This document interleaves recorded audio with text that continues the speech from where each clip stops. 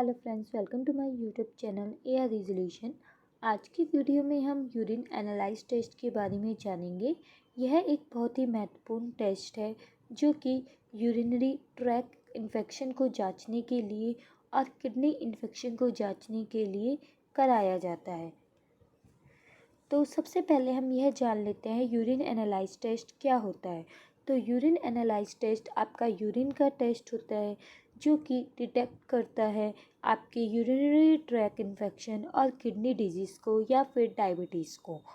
और यह टेस्ट आपकी यूरिन में अपेयरेंस, कंसंट्रेशन और कंटेंट की जांच करता है और उसमें क्लाउडली इंस्टेंट ऑफ क्लियर की जांच करता है या फिर इंक्रीजिंग प्रोटीन लेवल क्या है वह जांच करता है। यूरिन एनालाइज टेस्ट को और किस किस नाम से जाना जाता है। तो यूरिन एनालाइज टेस्ट को डॉक्टर साहब को कई बार urine examine test, urine routine test, urine RM, urine microscopic test या यूरिन एनालाइज टेस्ट लिखकर दे सकते हैं। यूरिन एनालाइज टेस्ट क्यों करवाया जाता है? तो यूरिन एनालाइज टेस्ट आपकी ओवरऑल हेल्थ को जानने के लिए कराया जाता है या फिर किसी मीन्स मेडिकल एग्जामिनेशन हो गया या प्रेगनेंसी के दौरान हो गया या किसी भी सर्जरी ऑपरेशन से पहले जो है आपका यूरिन एनालाइज टेस्ट कराया जाता है ताकि पेशेंट को कोई डायबिटीज़, किडनी डिजीज़ या लीवर डिजीज़ तो नहीं है, यह जांचने के लिए यह टेस्ट आपका कराया जाता है। मेडिकल कंडीशन, किसी भी पेशेंट की मेडिकल कंडीशन है मीन्स जैसे हिस्ट्री है, उसको अब्डोमिनल पेन है, बैक पेन है या फिर यूरिन फ्लो है, बार बार यूरिन आ रहा है, ब्लड आ रहा है यूरिन में या यूरिनरी प्रॉब्लम है, तो उस केस में डॉक्टर साहब को जो है यूरिन एनालाइज टेस्ट कराने के लिए बोलते हैं। To monitor a medical condition, to monitor medical conditions का मीन्स है अगर आपकी कोई किडनी से रिलेटेड डिजीज़ या यूरिनरी ट्रैक इन्फेक्शन से रिलेटेड कोई डिजीज़ चल रही है मीन्स मेडिसिन्स वगैरह चल रही हैं, तो उस मेडिसिन्स का आपकी ट्रीटमेंट पे कितना असर पड़ रहा है, मेडिसिन इफ़ेक्ट कर रही हैं या नहीं कर रही हैं, वह जांचने के लिए भी आपका यूरिन एनालाइज टेस्ट कराया जाता है। यूरिन एनालाइज टेस्ट के लिए किस वक्त का सैंपल देना चाहिए? तो यूरिन एनालाइज के लिए आपको मॉर्निंग का सैंपल देना चाहिए और वो भी मिड स्ट्रीम का। तो अब मिड स्ट्रीम का मतलब क्या होता है? तो मिड स्ट्रीम का मतलब होता है कि आपने जब यूरिन पास आउट किया तो आप पहले थोड़ा सा यूरिन पास बाहर होने देंगे क्योंकि उसमें एसिडिक्स जो है वो पाए जा सकते हैं और फिर थोड़ी देर के लिए यूरिन को होल्ड करेंगे, फिर उसके बाद जो सैंपल आएगा वो सैंपल आप देंगे, तो उसमें जो है एक्यूरेसी जो रिपोर्ट की होती है वो पाई जाती है।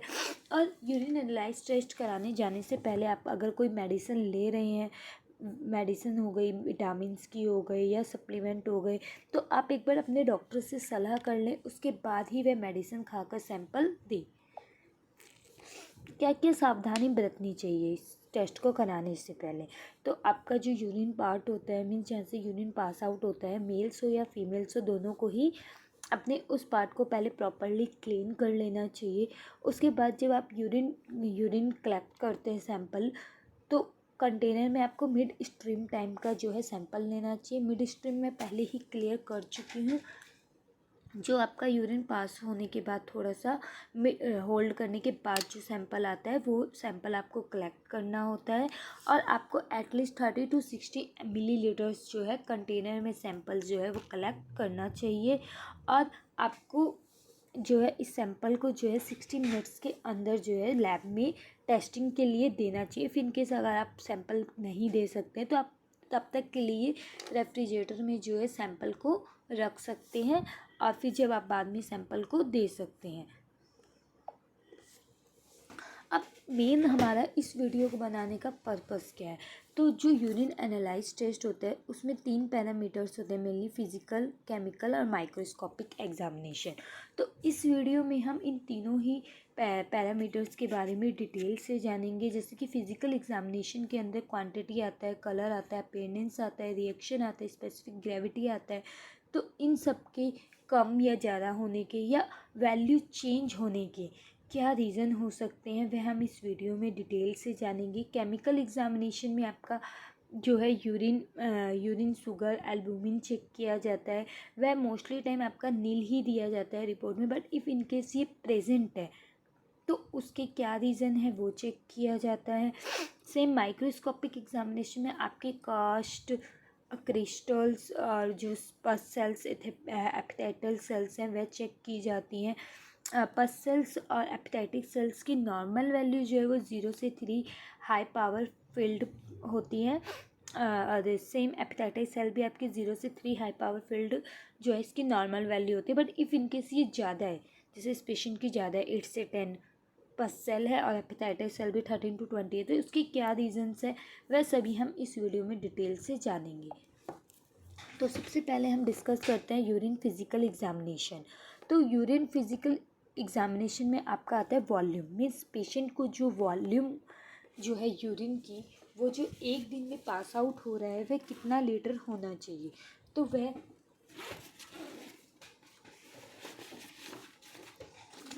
वह जो नॉर्मल वैल्यू है वह 1.2 से या 2.2 लीटर जो है वो एक दिन में पास आउट होना चाहिए, नॉर्मल रेंज होती है।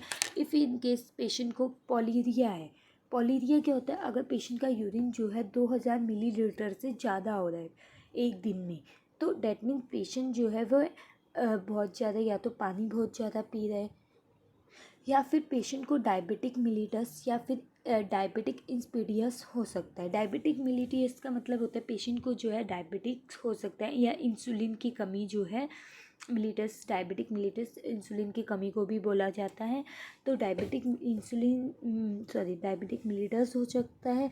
या फिर अब बात करें डायबिटिक इंसिपिडियस क्या होता है, तो डायबिटिक इंसिपिडियस जो है वह पेशेंट को डायबिटीज़ नहीं है बट यूरिन फ्लो जो है वो काफ़ी ज़्यादा हो रहा है, जिस कंडीशन में जो है पेशेंट को जो है यूरिन ज़्यादा पास आउट होने की वजह से पॉलीयूरिया जिसे कहते हैं वो है।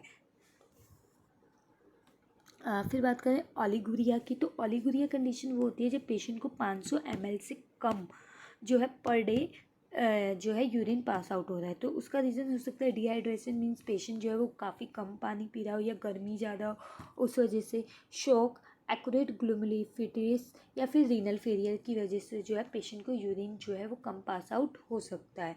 अब बात करें एनोयूरिया, एनोयूरिया बहुत ही रेयर केस में कंडीशन देखी जाती है, बट वो काफ़ी मतलब डिजीज़ जो है काफ़ी बड़ी हो जाती है। उस कंडीशन में पेशेंट का जो है रीनल शट डाउन हो सकता है, उसको सिर्फ 100 ml जो है वो पर डे यूरिन आ रहा होता है। बट ऐसी कंडीशन में जो है पेशेंट को कैथेट लगाना पड़ सकता है, क्योंकि किडनी जो है वो प्रॉपर वर्क करना बंद कर देती है।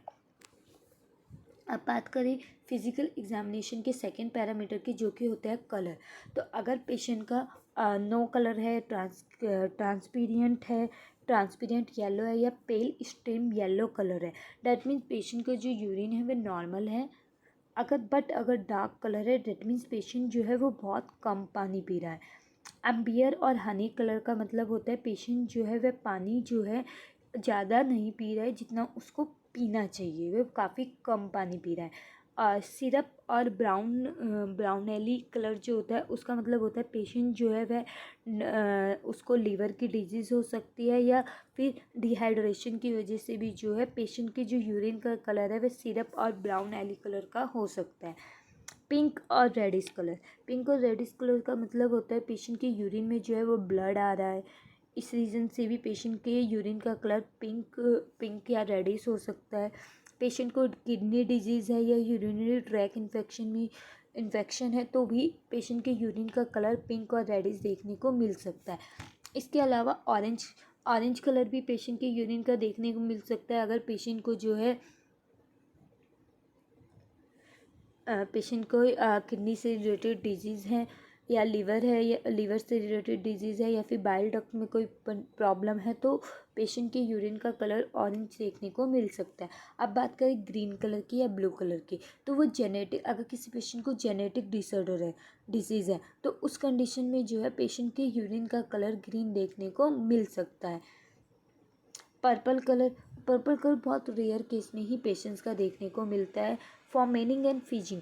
फॉर्मेनिंग एंड फीजिंग कलर की बात करें तो ये काफ़ी ही हार्मफुल होता है, हाइड्रोलिकल इफ़ेक्ट होता है ये। अगर पेशेंट की किडनी बहुत ज़्यादा प्रॉब्लम कर रही है, बहुत ज़्यादा वर्क नहीं कर रही है, तो उस कंडीशन में यूरिन का कलर जो है वो फॉर्मेटिंग एंड फीजिंग देखने को मिल सकता है। अब बात करें ऑर्डर की, तो ऑर्डर मीन्स होता है स्मेल। अगर पेशेंट के यूरिन से एरोमेटिक स्मेल आ रही है, that means is a normal condition. अगर फ्रूटी स्मेल आ रही है, फ्रूटी ऑर्डर है, दैट मीन्स पेशेंट को डायबिटीज़ हो सकता है। अम्यूनिकल ऑर्डर, अम्यूनिकल ऑर्डर मीन्स होता है अगर पेशेंट की यूरिन रिटेंशन है तो उस कंडीशन में अम्यूनिकल स्मेल आ सकती है। अब बात करें फॉइल स्मेलिंग की, तो अगर पेशेंट के यूरिनरी ट्रैक में इन्फेक्शन है तो आपको फ्यूल स्मेलिंग देखने को मिल सकती है। अब बात करते हैं अपीयरेंस की। अगर अपीयरेंस जो है आपकी रिपोर्ट में क्लियर दी गई है या फिर क्लाउडली दी गई है तो डैट मीन्स यह क्लियर है, अपीयरेंस जो है बिल्कुल कोई भी इन्फेक्शन वगैरह नहीं है।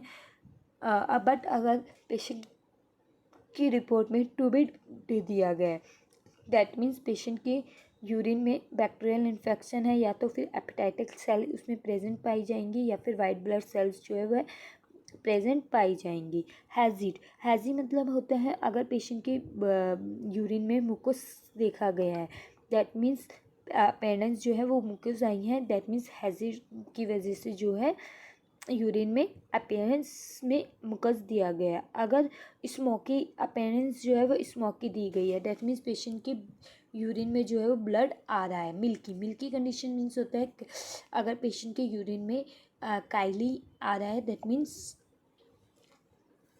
पेरेंट्स में यूरिन दिया गया है। अब बात करते हैं केमिकल एग्जामिनेशन में की, तो केमिकल एग्जामिनेशन होता है जो यूरिन स्ट्रिप होती है उसके कलर को वो चेक करके आपकी रिपोर्टिंग दी जाती है। इसमें आपका लिकोसिड, नाइट्रोजन, यूरोग्लोबुलिन, protein, pH, blood sugar, ketone, bilirubin and glucose check किया जाता है। इसमें सबसे इम्पोर्टेंट होता है आपका केटोन, जो कि डायबिटीज़ से भी रिलेटेड होता है। अब बात करें केमिकल एग्जामिनेशन की, तो जैसे मैं पहले ही क्लियर कर चुकी हूँ, आपका यूरिन स्ट्रिप होती है उससे चेक किया जाता है आपके यूरिन के कलर को। यूरिन स्ट्रिप पे आपका यूरिन लगाया जाता है, उसके अकॉर्डिंग उसका जो सब्सटेंस जो है वो कलर जो है वो चेंज होता है केमिकल रिएक्शन की वजह से। और जो भी कलर आता है यूरिन का आपका वो चेक करके जो है आपकी रिपोर्टिंग की जाती है।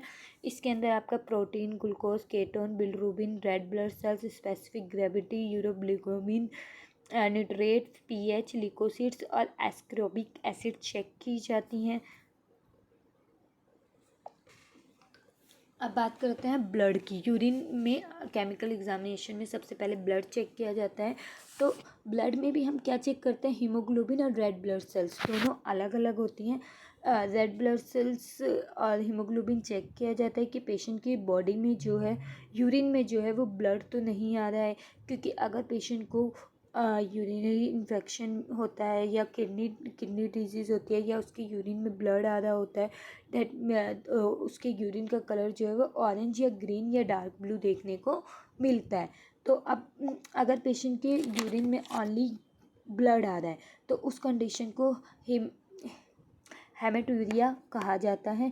और अगर पेशेंट की बॉडी में यूरिन में ब्लड के साथ साथ हीमोग्लोबिन भी आ रहा है तो उस कंडीशन को हीमोग्लोबिन यूरिया कहा जाता है।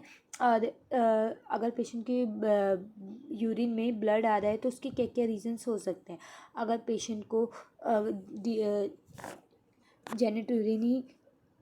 जेनिटो यूरिनरी ट्रैक इन्फेक्शन है तो उस कंडीशन में आपको यूरिन में ब्लड देखने को मिल सकता है। एक्यूरेट इन्फेक्शन की टर्म पे क्रॉनिक ग्लोमेरुलोनेफ्राइटिस के टाइम पर, ट्यूबरक्लोसिस ऑफ किडनी के टाइम पर, टॉक्सिस डैमेज टू ग्लोमेरुलस के टाइम पर जो है पेशेंट के यूरिन में आपको ब्लड देखने को मिल सकता है। अब बात करें बिलिरुबिन की, तो बिलिरुबिन वैसे आपकी बॉडी में केमिकल जब चेक किया जाता है नील दिया जाता है, बट इफ़ इन केस यह प्रेजेंट दिया जाता है यूरिन में तो प्रेजेंट देने के क्या रीज़न हो सकते हैं? तो प्रेजेंट आपकी बॉडी में यह तब दिया जाता है जब लीवर डिजीज़ हो, मीन्स हेपेटाइटिस हो पेशेंट को, या जॉन्डिस हो। और बिलिरुबिन आपकी बॉडी में तब दिया जा सकता है जब, अगर बिलिरुबिन प्रेजेंट होगा तो यूरिन का कलर एम्ब्रेड देखने को मिलेगा। अब बात करते हैं यूरोबिलिनोजन की। तो यूरोबिलिनोजन जो है आपकी यूरिन में तब प्रेजेंट दिया जाता है जब पेशेंट की यूरिनरी ट्रैक में इन्फेक्शन हो, और यह कलरलेस होता है। अगर यूरिन का कलर कलरलेस है तो भी बिलिनोजन जो है वो प्रेजेंट देखने को मिल सकते हैं। यह हो सकता है लीवर डिजीज़ हो पेशेंट को, जैसे कि क्रोसिस, हिमेलेटो कि अनीमिया हो पेशेंट को, तो उस कंडीशन में प्रेजेंट देखने को मिल सकता है। अब बात करें केटोन्स की, तो केटोन्स 3 टाइप्स की होती हैं आपकी: acetone, एसिटो acetic acid, hydroxo बटरिक acid. यह तीनों जो है आपकी केटोन्स होती है। केटोन्स कब रिलीज होती है? हमारी बॉडी में फैट होता है जो जब हम फास्टिंग वगैरह पे होते हैं, या डायबिटिक पेशेंट ही हो गए, तो उस टाइम पे क्या होता है, फैट जो है वो हमारी बॉडी में मेटाबॉलिज्म जो है वो फैट रिलीज़ करता है। तो मेटाबॉलिज्म जो है वो केटोन रिलीज़ करता है। जो फैट होता है हमारी बॉडी में, मेटाबॉलिज्म वो केटोन रिलीज़ करता है। बट अगर पेशेंट काफ़ी ज़्यादा मात्रा में अगर पेशेंट की बॉडी में केटोन रिलीज़ हो रहा है तो वो हार्मफुल हो सकते हैं हमारी बॉडी के लिए। क्योंकि उस कंडीशन में क्या होता है, जिसमें अगर ज़्यादा केटोन रिलीज़ हो रहा है तो पेशेंट की किडनी पे इफ़ेक्ट हो सकता है। अगर डायबिटिक पेशेंट है तो वो तो कोमा में भी जा सकता है, या उसकी डेथ भी हो सकती है। और केटोन हाइज होने के क्या रीज़न हो सकता है? डायबिटीज़ मिलिटस, सर्वाइव स्ट्रेसन, सर्वाइव carbohydrates, anoxia, fasting, fever, lactic acidosis. इन रीज़न से जो है केटोन्स ज़्यादा हमारी बॉडी में रिलीज़ हो सकते हैं। अब प्रोटीन की बात करें तो प्रोटीन 4 टाइप्स की होती है: एक्सीडेंटल प्रोटीन, फंक्शनल प्रोटीन, रीडल प्रोटीन, बेंसअप जॉइंट्स प्रोटीन। अब ग्लूकोज क्या है? जो यूरिन में चेक किया जाता है। अगर हमारी बॉडी में शुगर लेवल हाई है तो जो यूरिन में आपके जो है ग्लूकोज देखने को मिल सकता है। आपके जो यूरिन में जो है फ्रूटी स्मेल आने लगती है। यूरिन जो है वह यूरिन में आपकी जो ब्लड वो ग्लूकोज है वो कब देखने को मिल सकता है? अगर पेशेंट इंटेस्टिनल अब्जॉर्प्शन है, अगर पेशेंट को क्रॉसिंग सिंड्रोम है, या फिर थायरॉक्सोटिस है, एक्जिजियंस है, डायबिटिक मिलिटस है, तब देखने को मिल सकता है यूरिन में शुगर। या फिर ट्यूमर है, स्ट्रोक है, मायोकार्डियक इन्फेक्शन है कोई पेशेंट को, या हेमरेज है, उन कंडीशंस में जो है पेशेंट के यूरिन में जो है शुगर देखने को मिल सकती है। अब अगर पीएच की बात करें तो नॉर्मली पीएच जो है हमारा 4.6 से 8 तक जो है नॉर्मल देखने को मिलता है। बट अगर पीएच की वैल्यू कम है तो उसके क्या रीज़न हो सकते हैं? तो डायबिटिक केटोसिस, डिहाइरिया के केस में पीएच कम देखने को मिल सकता है। बट वहीं पीएच जो है आपका किडनी डिजीज़ होने पर, urinary tract infection, vomiting, high protein diet लेने पर हाई देखने को मिल सकता है। अब अगर बात करें स्पेसिफिक ग्रेविटी की, तो पेशेंट की बॉडी में स्पेसिफिक ग्रेविटी यूरिन में जो है नॉर्मली 1.003 से 1.060 तक देखने को मिलती है। बट अगर स्पेसिफिक ग्रेविटी लो है तो उसका रीज़न हो सकता है डायबिटिक इंस्पाइडस। मैं पहले ही बता चुकी हूँ, डायबिटिक इंस्पिडस का मतलब होता है पेशेंट को डायबिटीज़ नहीं बट यूरिन फ्लो जो है वो काफ़ी ज़्यादा हो रहा है। Drink excess amount of liquid, pyelonephritis भी मैं पहले बता चुकी हूँ। जब पस जो होती है वो किडनी के अराउंड ट्रांसफॉर्म्स हो रही होती है तो उसको पाइलोफ्रिटिस कहा जाता है।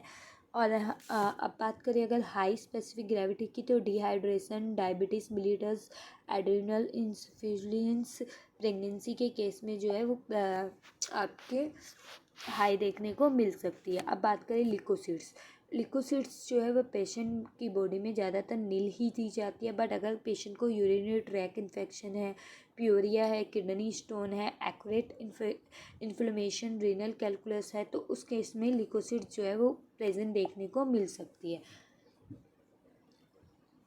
अब बात करते हैं urinary analyse test. Microscopic examination जो है काफ़ी इम्पोर्टेंट होता है। अगर इसमें बात करें, सबसे पहले पस सेल देखी जाती है। पस सेल हमारी नॉर्मली जीरो से थ्री पस सेल जो है वो प्रेजेंट पाना नॉर्मली होता है।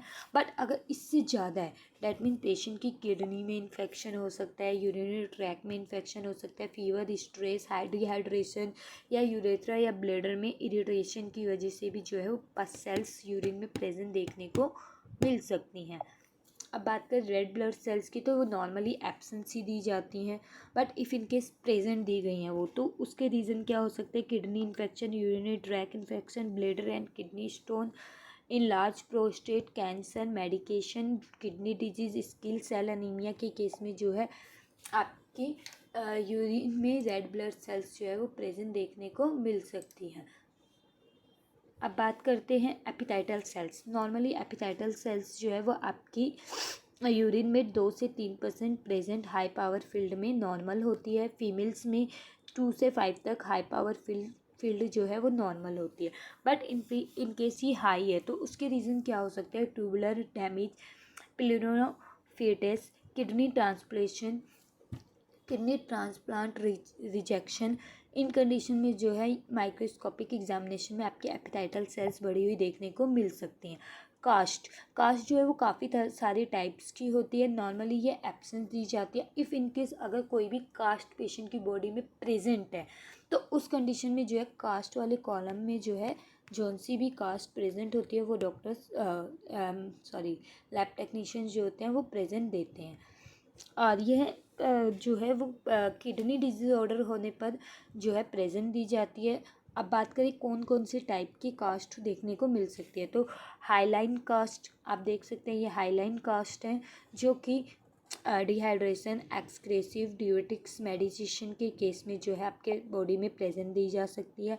रेड ब्लड सेल्स कास्ट जो है वो आपकी ग्लूमिलियस nephropathy, lupus nephritis, Goodpasture syndrome के केस में प्रेजेंट दी जा सकती हैं। वाइट ब्लड सेल कास्ट की बात करें तो वो इस तरीके की दिखती हैं जो कि आपकी एस्प्लेट इन्फेक्शन के टाइम पर प्रेजेंट दी जा सकती हैं।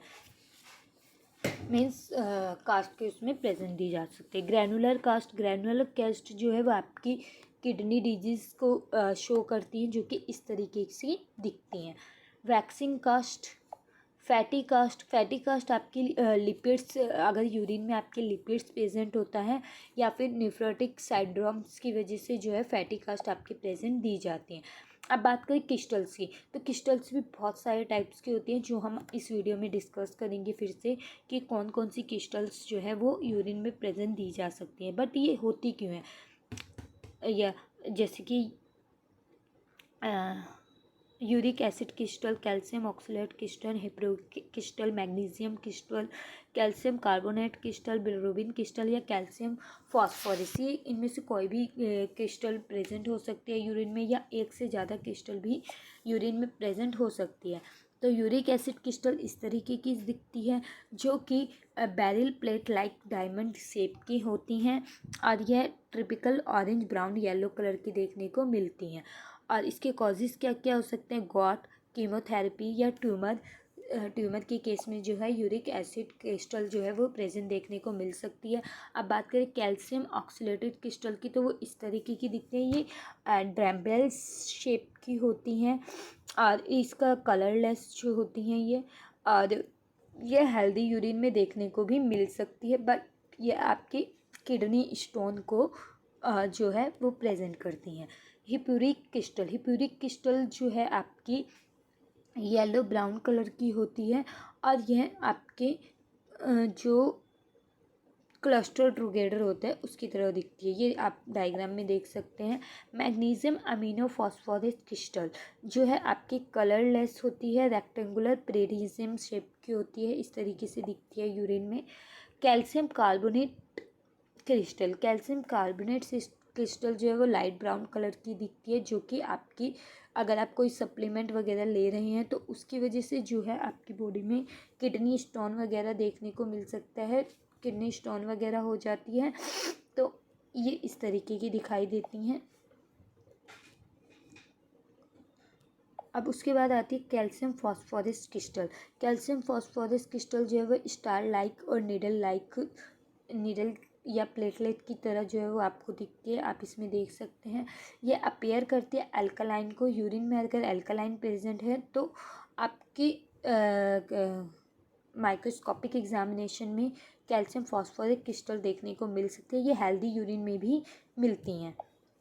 अब बात करें ट्रोनोसाइन की, तो ट्रोनोसाइन जो है वह आपकी एसिडिक यूरिन में जो है वह पाई जाती है, जो कि आपके मेटाबॉलिक डिसऑर्डर को या फिर ट्रोसिनीमिया डिजीज़ को, लिवर डिजीज़ को शो करती हैं। रीस्ट सेल्स जो है वह आपके अगर यूरिन में इचिंग है, पेन है यूरिन करते हुए, या ऑडोरलेस विजिनल डिस्चार्ज है, उस कंडीशन में जो है रीच सेल्स आपकी प्रेजेंट देखने को मिल सकती है। अब बात करें ट्रिकोमोनस वेजिनल मीन्स, अगर पेशेंट के वेजिनल मीन्स फीमेल्स की बात हो रही है यहाँ पे, वेजिनल पार्ट में जो है इन्फेक्शन वगैरह है, उस कंडीशन में जो है आपके यूरिन में ट्रिकोमोनियस वेजिनल सेल्स जो है वो प्रेजेंट देखने को मिल सकती है। स्पर्मेटोजोआ, ये आपके स्पर्म टेस्ट में चेक की जाती है नॉर्मली तो, बट कभी कभी होता है स्पर्म, ये जो सेल्स होती हैं स्पर्मेटोजोआ आपके यूरिन में भी आता है। तो यह जो है मेंस में जेनेटिक डिसऑर्डर होती है। यह था हमारा physical, chemical and microscopic examination का प्रॉपर ब्रीफ लेक्चर। अगर आपको वीडियो समझ में आई हो, अच्छी लगे तो चैनल को सब्सक्राइब कीजिएगा, वीडियो को लाइक कीजिएगा।